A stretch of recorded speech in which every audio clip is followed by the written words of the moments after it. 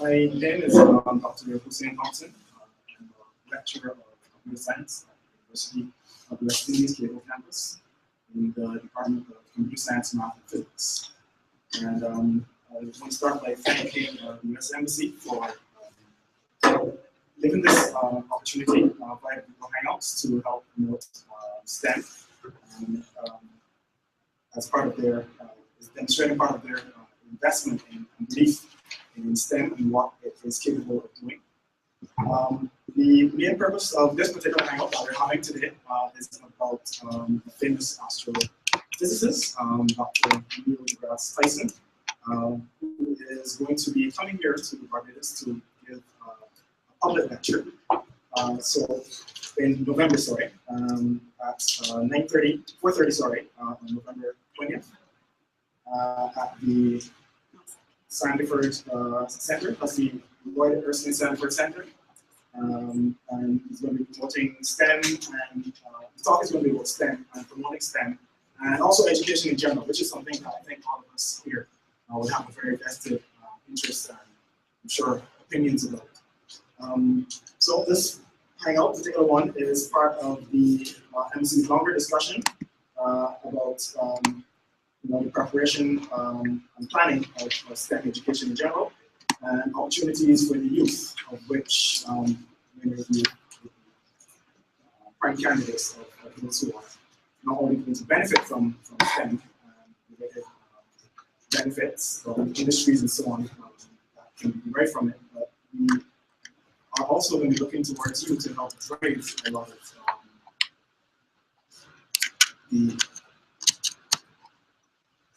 what's the word I'm looking for? Provide most of the energy and drive behind actually getting these things accomplished in the future. So this is something that I'm sure not just the Caribbean is looking towards you to help us with, but the entire world as well can also benefit from your contributions to the scientific community. Even though some of you I know are not at this stage considering yourself to be quote unquote scientists, but we are part of the greater scientific community. Your input is greatly needed, especially at a time like this. So we're going to be discussing right now a couple of Dr. Tyson's quotes by a couple of video clips that we will show.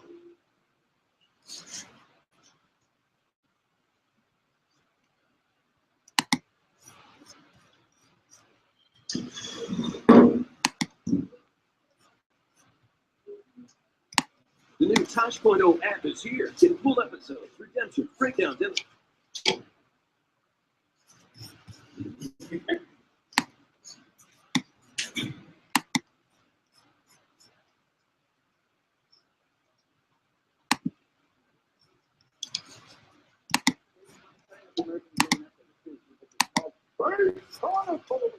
Facing the ultimate frontier, please welcome back to the program, Neil deGrasse Tyson.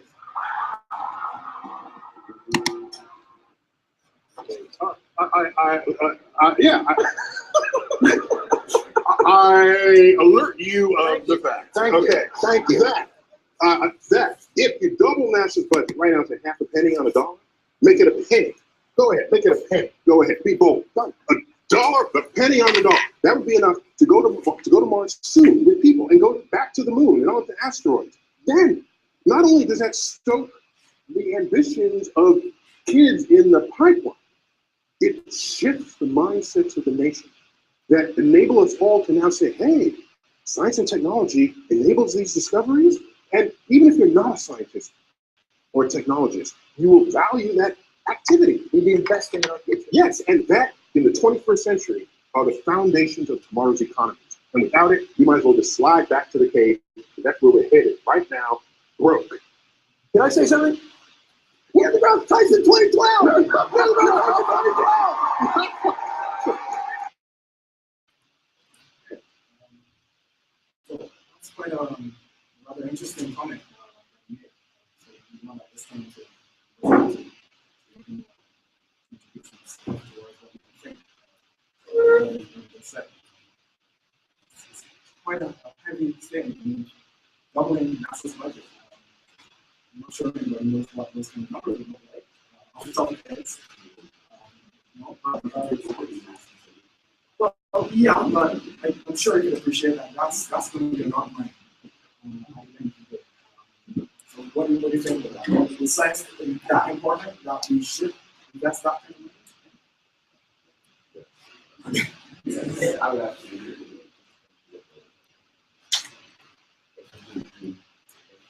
The world. So you're saying you might be able to probably infrastructure. Realizing that.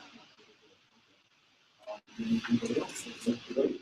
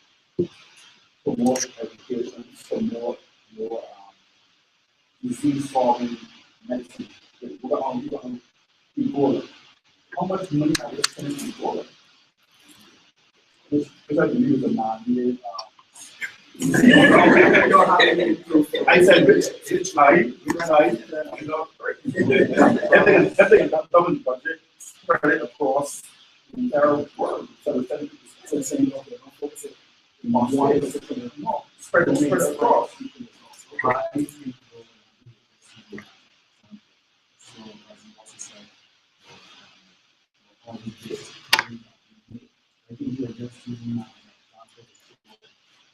Because people invest, because we have people who invest in, they are able to do these things to meet these discoveries. So every country is more able to invest and there are more discoveries than you, and then more knowledge will be gained from those discoveries, those who are at the top, those who are not.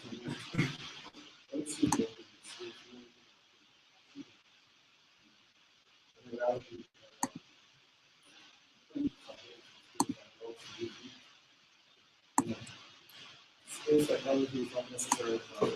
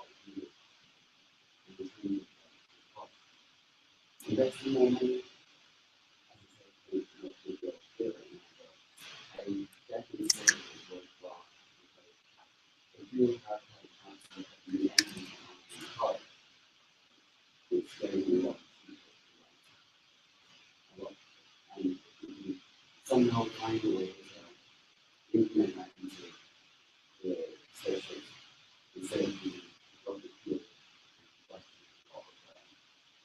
a lot of you must access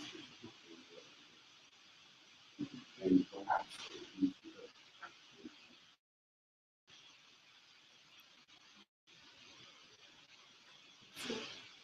essentially saying, I'll get to here with two-pronged approach rather than decision makers going to choosing to invest in it and pushing that to the public. But also saying at the same time, you should still make it interesting for the honest person and the benefits of the yeah, because that's everything.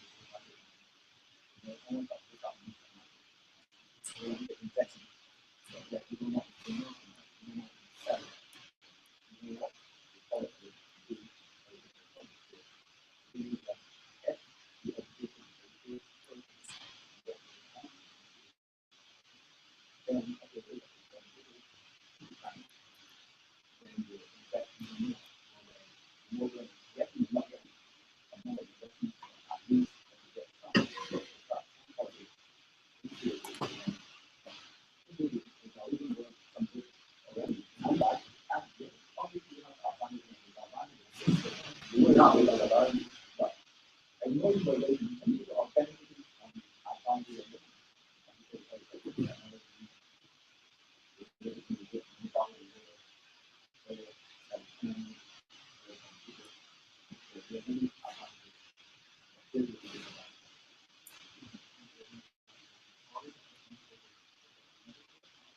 Yeah.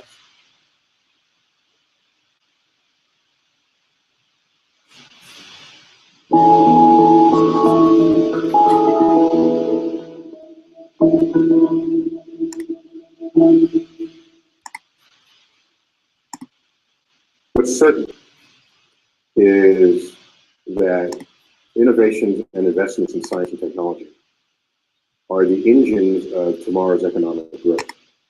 That's a certainty. If we don't recognize that fact, certainly other developing nations do. So the extent to which we restrict our own investment in our own future, our own technological, scientific future, is the extent to which we will no longer be players in the world economic stage. So one no longer has the luxury to think of science just as something that scientists do that keeps them entertained. You need to recognize it as that which separates nations that advance in their culture, in their economy, in their security, in their health, and nations that recede. So I'm, to whatever extent they were reduced when they could have been higher, I'm disappointed in what that trend line might be, which would show an absence of foresight that is so desperately needed right now.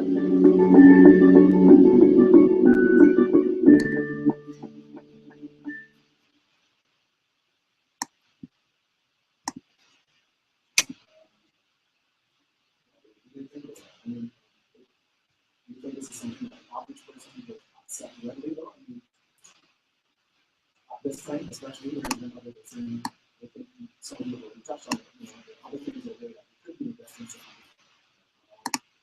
At this time, you should really still be focusing that much on science and developing money into research and science related to it.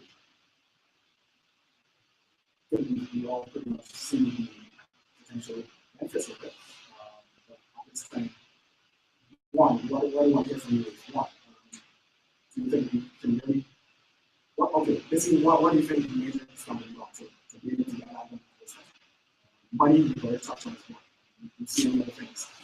Cool, and that's fine. Any nation from trying to achieve it.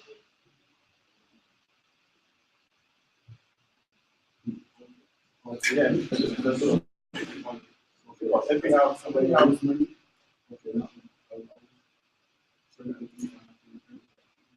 okay, so you're saying that here, essentially, not second in terms of no fear, you are constantly getting certain okay, all things. Certain things happen. So you don't think they might see it as well, okay, if you're, advances being made, they can make use of the advances and help promote your industry forward. Investment is like that. They don't mind invest in something. You expect something. So they say that we touch on oil. Years ago, the biggest thing since sliced bread was oil. Cars, trucks, buses, and transportation. All was oil. Everything was run oil. So to shift from oil so drastically to sand and technology, people minds are still set into get oil, get money. How long this technology? That's what I find that when people look at technology going forward, they're kind of a little hesitant to invest that type of money into it. But you don't see the returns right off the bat because there's a new industry in this room that people are looking at how fast they can get money out of that. So oil is the fastest way to get out of that because everything in the world right now, 9% in the world right now is on oil, and they are gradually graduating to solar energy, and that's even that is taking a slow process to get countries to go into that direction. Donors are very reluctant. You I would think more like the private person who gets an interest in it, he would take up his money and invest it because he sees the benefits that he can reap right there. Imagine not paying for $300 a month. None. They talk about it and they encourage you to invest $20,000 or $30,000 into it. But then it's an example of the board.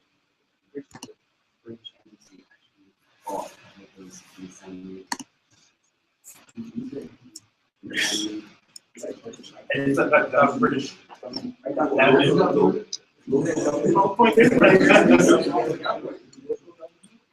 You see, we are very want to follow that. That's why I was trying to get at. Let's call it a thing of what Clinton is going for. He's speaking about doing things, which is something which is vital to what people can do. So my question was, do you see the fear of doing that? The other person refers to, when you do something when it's seen tangible results something already, it's, they can only believe in it if they can see it. It's results from somewhere, right? So you need to see proven results before you show interest. So last year, you see even fear of doing something new. It's something that could be inhibiting.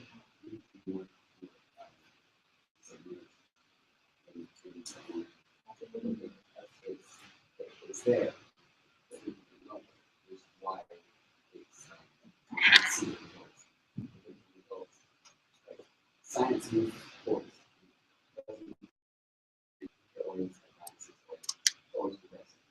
But you can't see the progression, and that's very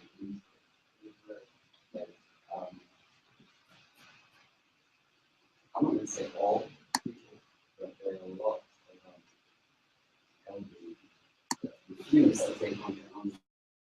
They are not familiar with it. Okay. And then when they do familiarize themselves with it, they all of a sudden realize that it is awesome. Okay, but that's what I'm getting at. The fear of the unknown, of doing things in a different way. I think at the end of the day, taking risks is where we're going to see our fails and profits. So when we take risks, is then we're going to see, hey, it was benefit taking this risk. And our entrepreneurs come in, they actually take the green light. They never let anything stop them, right? So it's until we take that risk. Is that at the end of it, if we feel we're going to learn from it, regardless or not. Right. So I think, should we take the risk? I don't think cost is a major issue. right? But they say we are to the countries we follow, right? They have the money, we probably don't. If they have it, right? And the investors, there are a lot of young minds here in Barbados that you see some stuff, especially when you go on YouTube, that has been done by local people. And you could see the talent that a lot of the youngsters here have. But the problem is that we don't get that choice to be pushed into an arena where we could excel and grow. Right? The big countries, America, them fellas, they got people that will really take up money and say, look, see, you could do something. And toss it at him and do something, see what happens. And don't worry about that money, but here, no, everybody want to really get my money back, post and get back, because I really got a little bit, my children go to school.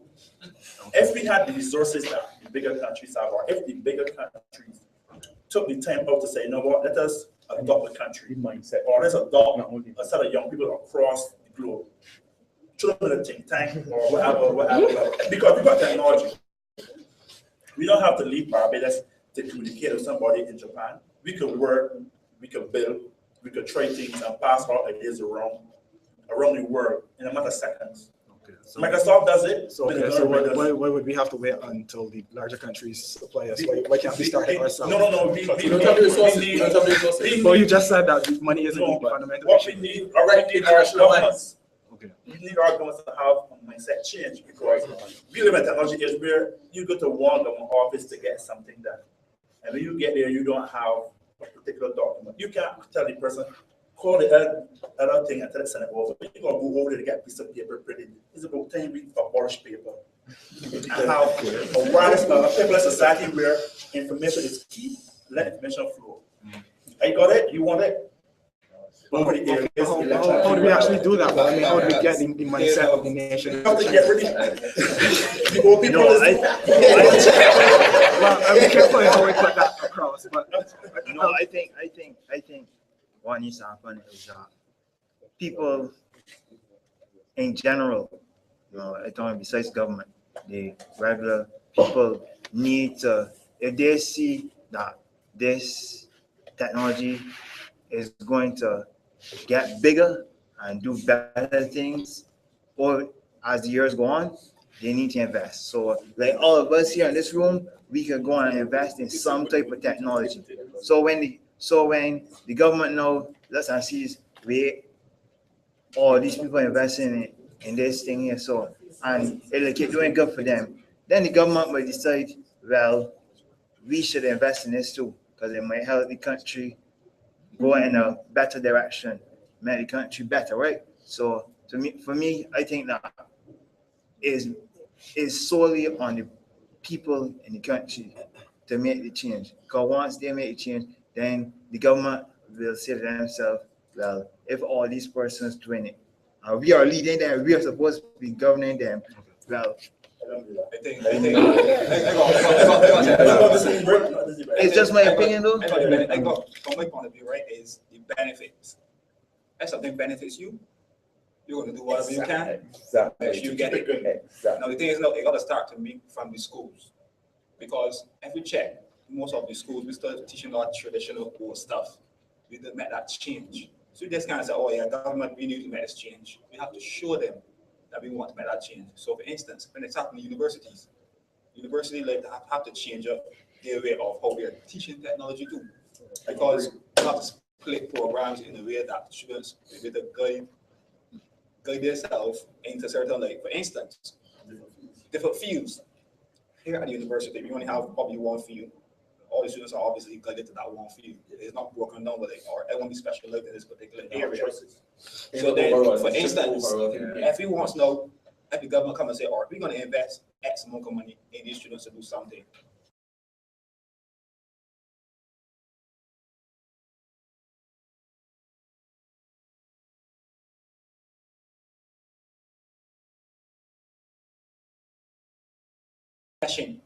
In a mesh, everybody know one thing, and that's it. So, for instance, in schools, we got to know how it's important technology. So, for instance, if you have a kid and your kid go to school and get to find out more about technology, and come on, and say, Mommy, Daddy, I know about this new phone, I know everything about the phone. Sure, that drives too, because like a kid, for instance, I know when you go home and you see children playing with the normal tablet, you like, You have to get you all this tablet and you can't even know, you don't even know nothing this tablet. Because you're this child is being educated how to use technology. So education is a very big part of this. Because as you said, you have an older person, people be saying, yeah, you're against the older person from using technology. If you don't show them how to use it, how you expect them to feel using it. So for instance, when an old person goes to the ATM to withdraw money, when they first go, they don't know how to talk to the ATM, they don't know how to put in the card, what they are supposed to do. So if you teach them how to use it, and certain steps, you give them certain steps and certain easy ways of to use it. For instance, we already know programmers. For instance, if we go and create a program, we'll make the program easier for the user, not the user to come in. For instance, if I create a program that's hard for the user, and we go here create a program that's easy for the user, what you expect they're going to use? The easier program to them to use. So it's both education and also to the universities and the schools need to change their focus on right now. Technology right now is driving us. Technology is moving at a rapid pace. It's moving more faster than anything else, even more than money to me. Are we losing money? Are we losing this? But technology is just still moving. So for instance, the government here, we don't have much money to spend on this, on that. But technology, nobody in it. X-rays, cell phones. You know what I mean? If you go to the doctor, you don't have to wait that long getting certain things done. But not in Barbados. Well, we're depending on people that you go out there and actually change it. So that's the, I think, the heart of the entire discussion. Who's going to be the person to step up and say, okay, I am willing to fail. I am willing to look foolish doing this until I get results to prove to everybody that it's actually going to work. So it's easy to criticize and stay back and say, well, okay, they're not doing this and they're not doing that. But I mean, even the government institutions that we said, you know, in this discussion, okay, they're not doing what they should do. Just remember, at the end of the day, they're real people who, at the end of the day, when they make a decision, it still reflects on them, and they still have to be able to come to a place where they're saying, I believe in this particular idea to the point that I'm willing to fail at it, maybe a couple times. I might not be completely comfortable in what I'm doing, but I believe it's the way forward. Therefore, I'm going to go forward with it. And I think for me, that's one of the key things that I see coming out in the points that he made. And it's like blame schools though, because you can go for yourself to go and research it and try to learn from it with the equations on the internet. So you don't really have to rely on these schools and everything. Because if you want to know something, you will find some way to figure it out. You go be on one. So it's based on yourself as well.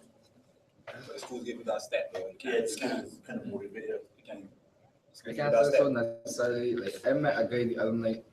I told him what I was studying. He said he skipped UE altogether. He had a job designing web pages. He said one summer he just picked up a book, read it, and he went and tried out for the job. He got it. He was better at creating his web pages than anyone in his job. And these people went to school. He self-taught himself. Most of the bigger people then they drop out of school and they taught themselves. They're big names now. Okay, but how sorry, not to cross you, but how often do you think that happens in terms of the general population? What's the better model for the general population to follow? I mean, but y'all are like saying like one person, you told him we're waiting on you to step up and be that person that changes something. I don't think, not that one person can't change the world. One person can't inspire many people change the world. One person can start the movement. Okay, so it starts with one. Okay. Fair enough.